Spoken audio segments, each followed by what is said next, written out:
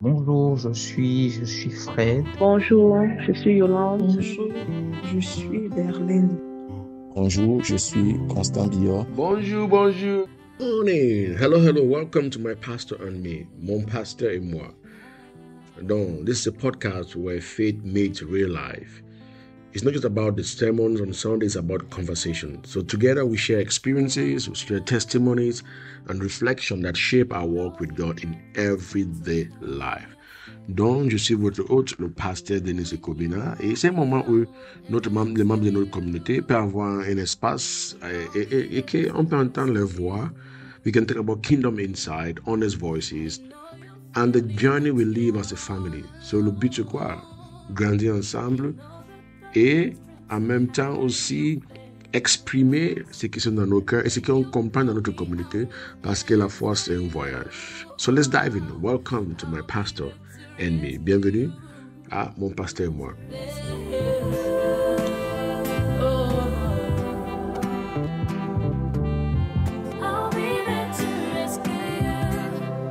Bienvenue dans notre nouvel épisode. Et mon invité aujourd'hui, c'est M. Emmanuel Eba, fonctionnaire de haute fonction.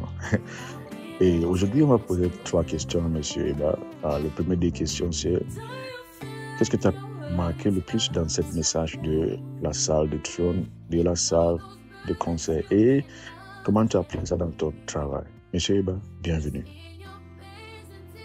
Salut, je m'appelle Emmanuel, je suis ingénieur agent public. Bon, je travaille pour l'État du Cameroun. Donc, je m'en vais répondre aux différentes questions qui m'ont été posées. La partie de la série de la salle du trône à la salle du conseil qui m'a le plus marqué a été le message dont le thème est l'intégrité dans le marché du travail. Il a été l'outil de transformation puissant qui m'a permis de comprendre un certain nombre de choses et de pouvoir m'améliorer dans le secteur professionnel. Comment est-ce que j'ai pu appliquer cela dans mon lieu de service? Déjà, je dois avouer que dans mon lieu de service, nous avons beaucoup de rapports privilégiés avec les investisseurs, avec les partenaires privés de l'État. Donc, il s'agit beaucoup d'échanges d'informations, il s'agit d'autorisation et tout. Donc, il est très facile de pouvoir tomber dans des magouilles, très facile de pouvoir donner un certain nombre d'avantages indus à ces gens-là. Donc, à mon niveau, j'ai compris que l'intégrité était une marque d'excellence. J'ai compris qu'il était nécessaire et impératif pour moi de ne pas regarder au gain, mais de regarder à ce que le Seigneur attend de moi.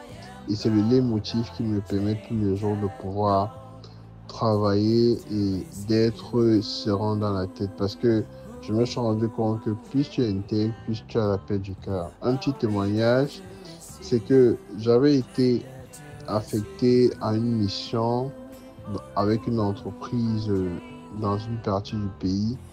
Et les responsables de cette entreprise étaient réputés pour des pots de vin. Et ça traînait déjà depuis 5 ans.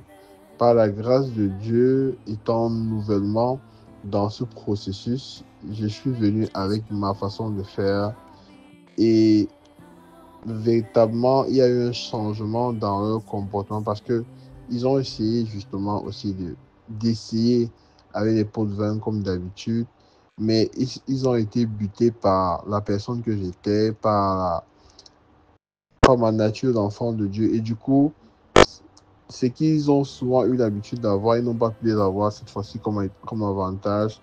Et ils sont revenus au bon sentiment en présentant tous les documents nécessaires pour les vérifications avant d'avoir les autorisations. Donc je remercie grandement le Seigneur pour le changement qui a été effectué, pour la transformation.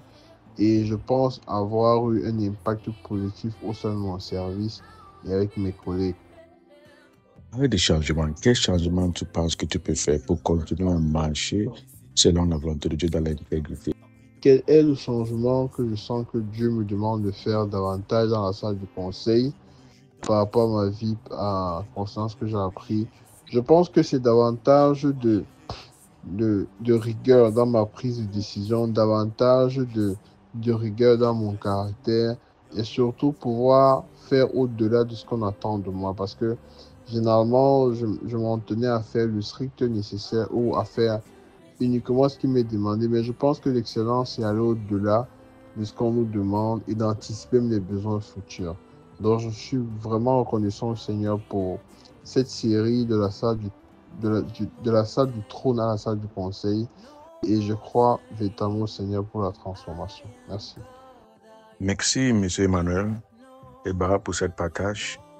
Maintenant, je vais donner le micro, donner la parole à Maman Marie-Agnès, qui va nous parler de son expérience. Bonjour et bienvenue. Bonjour, je suis Marie-Agnès, comptable dans une structure du ministère de la Défense. À partir de la série de la salle du trône à la salle du conseil, qui m'a beaucoup interpellé et l'intimité avec Dieu. Le changement que j'ai observé et que Dieu me donne de voir, c'est d'être beaucoup plus patiente. Et dans cette patience-là, je ne devrais pas me lamenter, m'inquiéter de ce que les choses tardent. Mais je comprends juste que si les choses tardent, c'est parce que c'est Dieu qui le veut. Et si elles arrivent rapidement, c'est parce qu'il le veut. Alors, cela me permet de comprendre que Dieu a également le dernier mot dans notre lieu de travail. Quelles que soient les attentes, c'est lui qui décide du résultat. S'il te plaît, parle-nous de cette expérience où tu devais attendre près de 9 heures pour ne pas être reçu pour un service. J'ai vécu une situation qui m'a mise à rude épreuve. Et pendant que j'étais dans une salle d'attente où je pouvais m'asseoir pendant 9 heures de temps, je me suis retrouvé à prier et à dire Seigneur, prends contrôle. Parce que je sentais comment je bouillonnais. Et je suis parti de là, pas que j'ai été reçu ou bien servi, non. Je ressortais de là sachant que seule la volonté de Dieu compte et je ne devrais pas m'emporter pour quoi que ce soit.